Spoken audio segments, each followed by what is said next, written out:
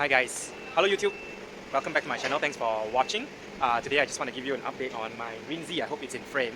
I'm no big YouTuber, I don't have much content, but whatever it is, I feel that it's always good to document my own car and my own progress and what I'm doing.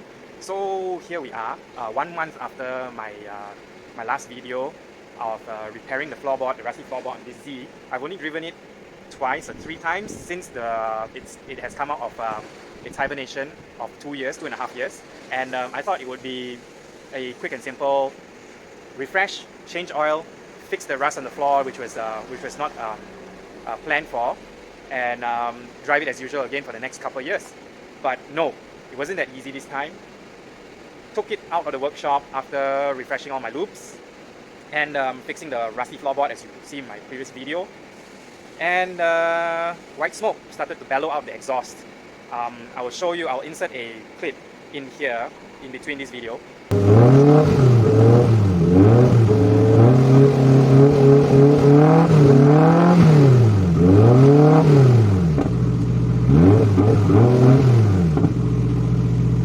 Okay. Wow, this is bad. Smoke scared me, there was too much of it. I didn't know what was going on. It could be a bad valve seal or a bad turbo.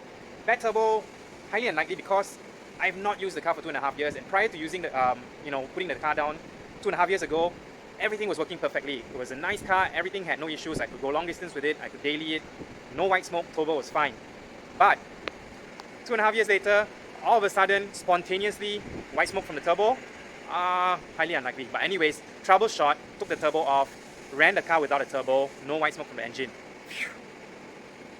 That saved me a lot of hassle of opening up the engine, so it led me to confirm that it was a turbo problem.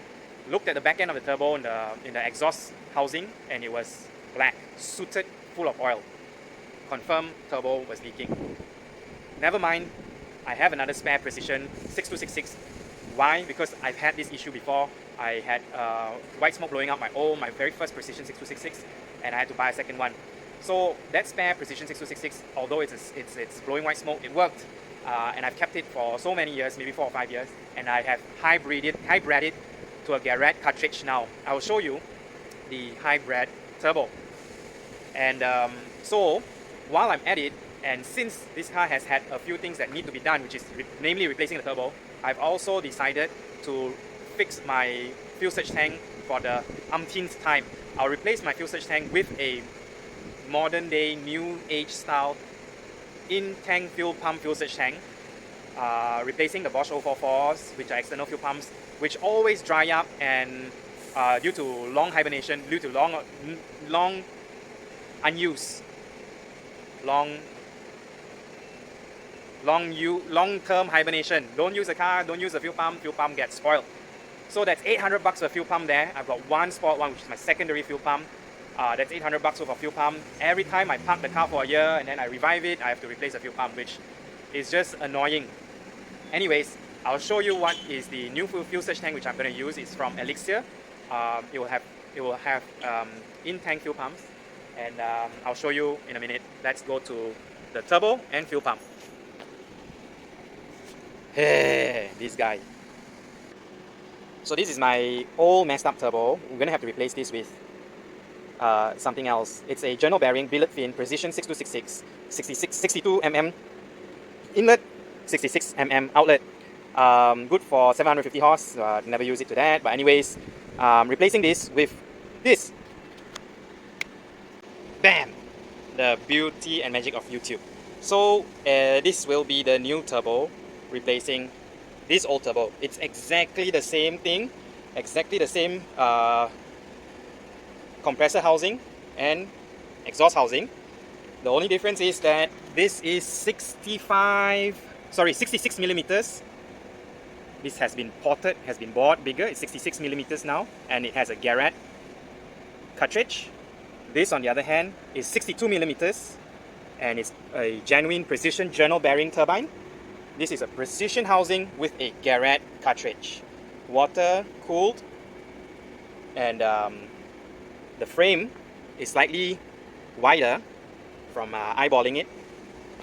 The rear of this Garrett exhaust housing is 65 millimeters, versus the rear of my original precision housing, which is 66 millimeters. So I've made a smaller rear fin, but a bigger front fin. So power-wise, it will be the same, but this will be more responsive because it's a dual ceramic bearing cartridge. That's a journal bearing cartridge. This is a GTW 6566 from Garrett, and that's a Precision 6266 from Precision Turbo. I just bought this and we machined the housings to fit. So now that's going in. That's the main reason why this car is here, and this is the main reason why we have to do some more work on this car. So now the next problem on this car is that from my fueling system. This is my current fuel surge tank setup. Twin Bosch 044 pumps, external fuel pumps, with an APP fuel surge tank. This is my secondary fuel pump, my secondary feeder. I've got one lift pump under this. I don't know if you can see it. The lifter pump from the original fuel tank. There you go. Lights on. That's the lifter, single Bosch lifter pump from the original fuel tank into the fuel surge tank. And these are the two feeder pumps into the engine. My secondary fuel pump is boost correlated to my boost and my RPM. It's not running anymore, simply due to the fact that I've left it dry for so long. And this is the pump that always needs replacement. It's in my insurance, I must have it if I want to run high boost, but since it's not there, I cannot run high boost, which is only 1.4 bar. This car produced 570 wheel horse at 1.4 bar. It's way below its limits, but very nice and safe for the street. So what I'm going to do is replace this archaic fuel system with this new fuel surge tank from Elixir. This top hat houses 3 fuel pumps, 3 500 litre per hour fuel pumps, and I'm not going to run all 3. I'm going to run only 1 at the moment, and then 1 will be a backup, and just wire for 1 fuel pump, because 500 litre per hour for this car will be enough for the power that I want to produce. I will have a secondary fuel pump lined up, and that will be installed later on. I just want to get the car running on the road for now. This is a very, very nice unit. It's 4 litres of fuel surge tank here, and this will go in place of this old archaic system. So what's going to happen is that there will be much less voltage that will be required to run this fuel pump. There will also be less noise and heat. Okay, the third and final thing that I will be upgrading, and it's strictly because I noticed that my oil temps are high. Recently, my last drive about 3 weeks ago to Genting, is that my oil cooler, I suspect that this oil cooler that I have in here is a China-made GAD oil cooler. It's very old, I've had it for a long time, but before I used that, I had the original HKS oil cooler, which was more efficient than what is fitted into the car now. So anyways, that's the update for now. All the hardware is here, and next thing to do is to fit everything. I'll give you an update soon. Okay, so today is the day we're removing the old turbo, and we're sending that housing to weld on the elbow that is at the bottom.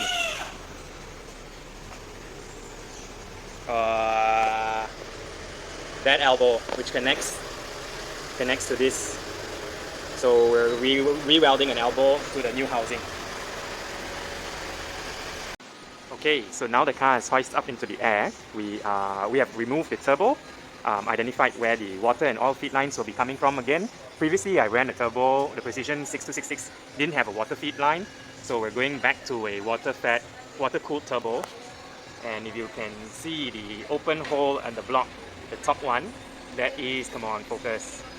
That is where we're gonna have the water return back into the block. That is the oil feed line from the previous turbo, and this is the oil drain line, which returns oil back into the oil sump. The new turbo will be in the same exact location, mounted up there. Can't see anything because it's totally up there. But since we were replacing the turbo and we had to get a water feed line to supply water to cool the turbo down, I had to extract my water temp sensor and use the water temp sensor's pickup point to supply the water to the turbine, and I welded a bunk onto my radiator to allow my water temp sensor to function. And since I had to weld a bunk on my radiator, I must as well open up my coil rad, my old coil rad which was in silver, clean up the triple core radiator so that it is as good as new. And it has already been done, already been cleaned up. You know, one of those things that, you know, while you're at it, you must as well cut that shit open and clean it up anyway. So yeah, so that's done. Going back into up here, and so we'll have a nice new cooling system. Well, not new, refreshed cooling system. And we will have a brand new turbo which has water feed lines, and the turbo should be impressive because it's a brand new GTW 6566. Alright, more updates coming soon. Here we go, that's the turbo. It's the new hybrid Garrett 6566 GTW 6566 billet fin, ceramic bearing. Doesn't work that well when it's facing down this way. So it's got water cooling inlet. Of course, this is the oil supply, oil feed, water exit, oil exit. I just fabricated this heat shield, and this is where it's going into. This side, because it's an RB. Oh my goodness, so dark. Okay, that's my custom equal length exhaust manifold done in Johor, and it's so far the best exhaust manifold I have ever made. Very, very nice. Oil filter for the feed, oil feed hose. Water is going to be coming from here. Going to come across and then supply water, cool water into the turbo. And it's going to go back down into that blue end fitting you see down there. Back into the feedback into the block. So it's coming along, it's almost done. Very exciting stuff. Yes. Still waiting for some fixtures and end fittings to make this to make the new fuel surge tank work. This is my old setup, which is getting very old and boring. Yep, can't wait for the new one to go in. New one sitting pretty up here, waiting to be fitted. I used to get me water temp reading from here for my water temp sensor, but I've replaced that to make it the original water feed line. And here's my fan switch on this hose. This is the fan switch, and water temp sensors on the radiator, which I will show you now. Here you go. Water temp sensor has been custom bunked and plumbed into here. So this is my newly refreshened Koyo triple core copper radiator. Evo fans, Evo 3. This is a Evo 3 fan, and this is a Kanchil L200 turbo fan.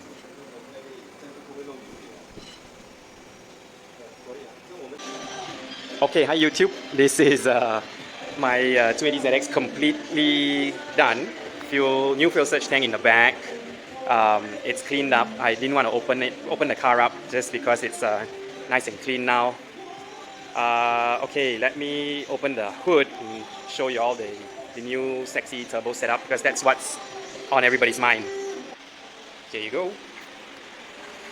New GTW 6566 water cooled ceramic bearing billet fin turbine. Cleaned up triple core copper Koyo radiator. All black. Everything's black in here. Water cooling lines for the turbo running down there. That's new. Oil feed filter. That's new. All housing new Garrett GTW cartridge. Everything looks nice and clean as before. So we're going to go for a test drive shortly. Quite excited.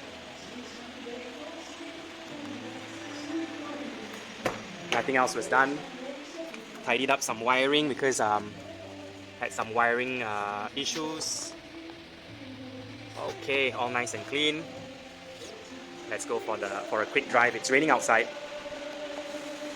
It's raining outside. So car is clean. It's gonna be a waste to be driving it in the rain, but what can we do? Okay, doing a small test drive on the Z.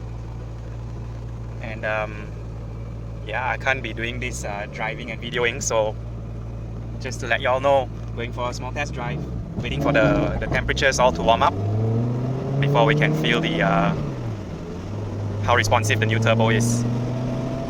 Alright, wish me luck. This is my old setup. So it's out the car now.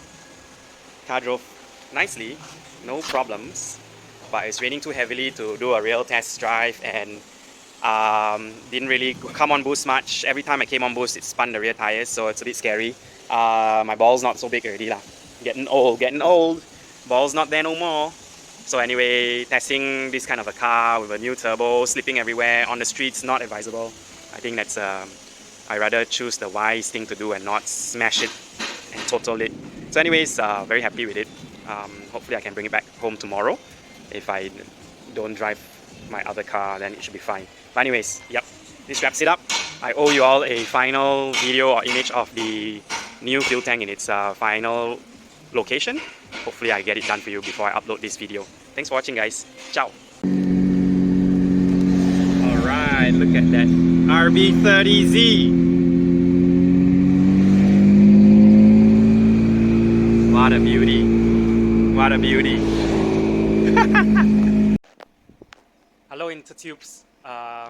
Okay, I'm just trying to wrap up this 280ZX refurbishment project. You know, after 2.5 years of letting it lay dormant, just being parked, I've had to spend so much money to make it reliable again and bring it back to life. And this wraps it up. This here's a view of my fuel surge tank reinstalled. Okay, in place of the old square APP fuel surge tank and dual external Bosch 044 setup that was seen many times in this video, this is the final iteration of my fuel surge tank, my new modern fuel surge tank setup. In here it has a 500 litre per hour fuel pump. So if you look at this, this is a product of Elixir. They are a Malaysian home-based company, very well known overseas for 1,000 to 2,000 to 3,000 horsepower drag cars and GTRs, GTR 35. They've got a very good and advanced fuel system. Even the fuel pump in this fuel surge tank is an Elixir fuel pump. So this is the overflow feed line, recirculator, and lift pump at the bottom. 500 litre per hour. I can put 3 of these pumps in this surge tank. So this is my feed line to my engine. Previously the 2 pumps would feed into these 2, but now I only use 1 pump to feed into those 2. Alright, so I hope that wraps up my fuel surge tank setup. What else did I do which I needed to update you guys? My wiring that's under there is already sorted, and my new turbo setup is here. It runs so hot that any heat insulation actually burns. This thing burns. Let me get you another shot on the other side. So yep, this is I've already covered this earlier on in the video. I haven't optimized the tune yet, so it does feel a little bit laggy, but it does come on boost sooner. You know, boost comes on sooner. I don't know whether it's much sooner or not. It's been so long since I last driven this car that it's hard for me to really say. So sorry. I best be honest about that here now. So yeah, anyway, fully refurbished radiator.